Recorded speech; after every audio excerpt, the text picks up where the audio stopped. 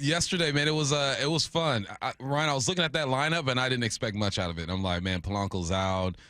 We got Rivas down there, but they found a way to win in explosive way. What are you seeing from the bottom of this lineup? Because I feel like that's going to be the key to this thing, right? The guys who aren't household names have to be able to produce like Rivas did. Yeah, I think first of all, comparing this team when you're looking back at lineups and whatnot, years past. I'm even going back. I'm not talking about last year. I'm talking about like years prior to that. Offensively, it was, and being a former pitcher, you look and go, all right. Once I get through 5.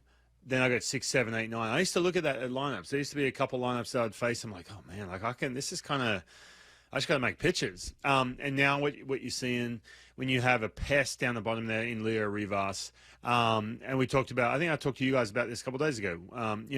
Some of that JP influences, I think, has rubbed off on him, whether they've talked about it directly or not, because. Watching what they're doing, Ben Williamson is starting to get pitched a little bit differently. But watching what they're doing, basically, it's not like they're going to get a 3-run bomb here and put you out. But they're just adding 2 to 3 pitches per plate appearance when you're talking 7, 8, 9 at the very least. And then on top of that, then you got base hits, and then you got speed too. I'm telling you, when you have to get as much as Julio is not playing to his potential, when you are facing Julio Rodriguez, who just, whether he's slumping or not, crushes mistakes, and you've got someone at second base. You notice how many times they had to do that little spin move, even yesterday, the last couple of days to second? I mean, you had guys bouncing off the bag at second, not to mention at first base too. So you have the extra pitches per plate appearance. You have some of the hit that goes with it down the bottom of the lineup. And then also, too, you just have the annoyance on the bases. You cannot get 100% dialed in to face a guy who's going to crush a mistake when you've got a pest out there at first and second base. And they're doing all those little things, and it's just making a massive difference. Didn't have that years in the past. You just didn't. I think sometimes we're all tempted to, and I include myself in this group of people, I think we're all tempted to figure out what's real and what's not when our team starts succeeding, and I just think April is way too soon to do that in baseball. But then it's like, how do you satisfy this urge of wanting to know where your team might be better? So I'll ask a different question. And are we talking just offense here, or are we talking just the whole offense? thing? Just offense. Yeah. So when it comes to the Mariners, I'll just say, what for you is really working for them? Like, what seems to really be working? Well, I think first of all, someone texted me. I was listening to you guys when I was driving down the street just 20 minutes ago. Someone said, oh, the strikeouts are down. As a matter of fact, they're still striking out a lot still. They still are. But they're doing better things with 2 strikes. So one thing that I am enjoying is you get into these 3-2 counts. We're seeing the most pitches per plate appearance.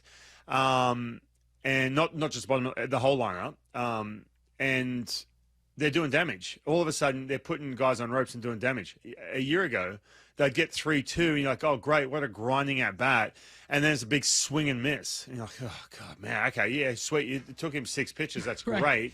And that's awesome. That's a great foundation. And you adding some pitch, but hey, man, there's a runner on second. Let's go. Like, put the ball in play. It's just a different look. The contact rate is way up. If you're trying to fight against the strikeouts, the strikeout to walk ratio is one of the best, if not the best in baseball, especially the last 15 games. So some of these little things, the runners in scoring position is starting to creep up. I think when you look at the numbers from the season, that factors in early on where they just weren't doing anything when it really counted. So some of these things are huge, and I think too. You guys asked me last time I was on, does this team have to have Julio Rodriguez to be an absolute superstar to do things offensively? I said yes, they do.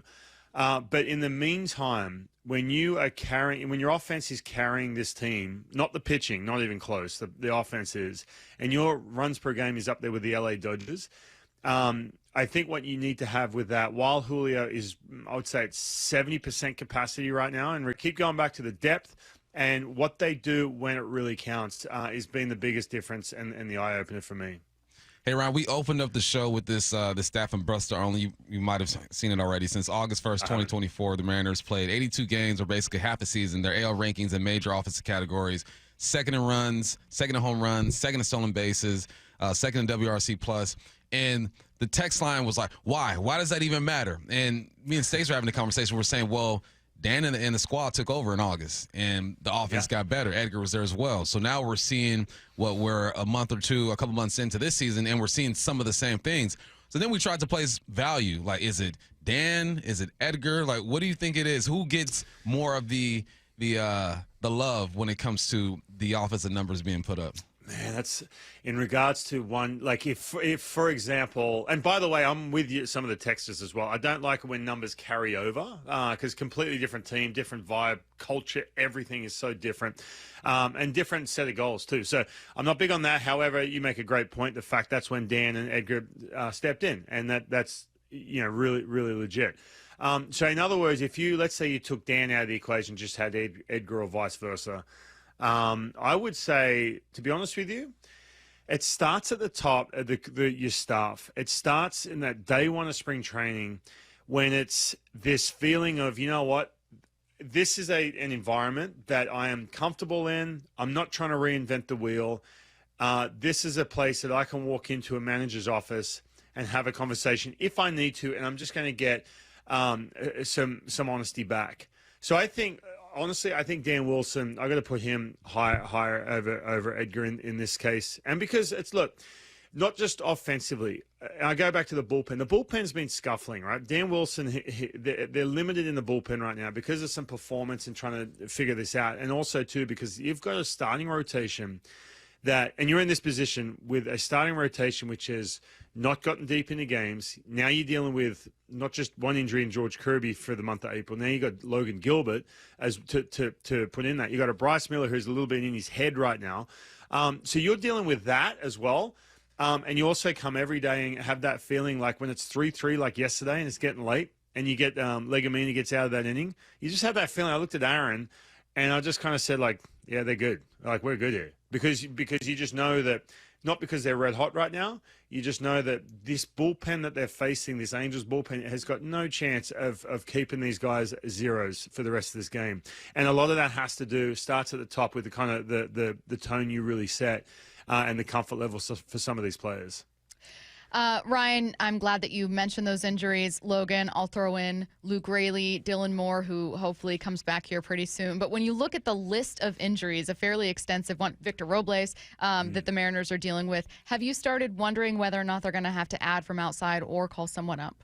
Yeah, I think what I'm hoping for is that there is just like a no-brainer situation where you get to the trade deadline and they're 5 games up in the AL West to go ahead and add. Right. I think, and we're talking, I know you're talking about now, but I'm talking about, I don't see any situation if it's adding, unless it makes total sense and you can really if you're talking about going out and getting, like if you're talking like a JD Martinez or a Rizzo, one of those guys, the asking price for those guys is really high. It really is. And it's like, all right, yeah, you want me to come and fill a gap for your injured player, not just the Mariners, but 5 or 6 other teams that probably have needs as well. Guess what? I'll come in on 1 year, but if you're going to pay me a 1 year for these guys, this is what you're going to pay me. Otherwise, I'm sitting at home. I'm fine to sit at home. That's what's happening right now. So it is going to cost a lot of money if you're talking about those players. But I think if that's not the case, teams, I know we saw this last year with Luis Ariz. I don't think teams are as willing as I thought maybe as these years go on to start making trades and moves at this like early on. But I think once you get to, I would say, June, and all of a sudden you're looking around going, man, we are depleted here, then you've got some real issues. And you know what? Look, the biggest one for me, guys, I think is Logan Gilbert. Do you remember going back to Friday? The energy on that team, I mean, me included, I was calling the game, but the energy down on the field was just zapped because you just lost your dude who is 200 innings, is going deep into games usually. You lost your guy. And so that's the one, the Logan Gilbert one, it kind of concerns me a little bit. How long is this going to take to come back? Are they going to try and rush him back? Now, are they going to try and rush George Kirby back as well? That's the one that concerns me a little bit. Because, again, as much offense as we've seen, this team's foundation, they will get to the playoffs based off what their rotation can do, keeping it 1 or 2 runs into a 7th inning pretty much consistently, 6 days a week. I know you're focused, on the Mariners, right, doing your thing, but I'm sure you peep around the league and see what else is going on. Is there a move or a player that was affiliated or talked about with the Mariners that's balling right now that you're saying, man, if they only would have grabbed him, this team could be even better? I'm Off the top of my head, there's no one coming to mind. I know the minute I get off with you guys, I'll be like, oh, boom. Texting us. Is this I'll guy? be texting you guys. Going into this season, because we were being sold a lot, right? Management, everyone upstairs is saying this is going to be a good team. I'm sitting there saying, all right, yeah, we'll see. And it seems like so far, they seem like a pretty good ball club. Did you expect this kind of start from these guys? What were your feelings of the squad going into the season? I was expecting. I've always kind of had that tone, like, it's very hard to replicate 2024 pitching because you are going to run into injuries. And I said that, before spring training, during, even with George Kirby, everything else. I wasn't expecting a couple things. Number one, offensively, you know what? I'm kind of not surprised, to be honest with you. Even though you lost Victor Robles, even though Julio isn't quite at that place where it's, crushing that fastball middle in. He's super aggressive. The chase rate's through the roof. Ground ball rate's very high. Outside of that, and that's the one only surprise, the fact that he's not the main contributor and they're still doing what they're doing. However, offensively, I'm not surprised. I thought that would be better. I thought they'd be running a ton, so I'm not surprised about that. I am surprised a little bit in regards to the pitching, just a little bit, just with Bryce Miller and Luis Castillo, who's coming off a really, really good outing. A couple of those guys, and look, Logan Gilbert. What are you going to do? Injury. However, when you're talking about performance, a little surprised with what we're seeing from the starting pitching, which is really, really hamstrung the bullpen and created a bit of a mess. But so that's the only surprise. Offensively, I'm not that surprised. The only one, like I said, would just be that Julio's not just carrying the weight of this team. Ryan's weekly visit is brought to you by Eastside Weight Loss Clinic. Ryan, thanks so much for taking the time. Thanks, Ryan. Thanks, guys.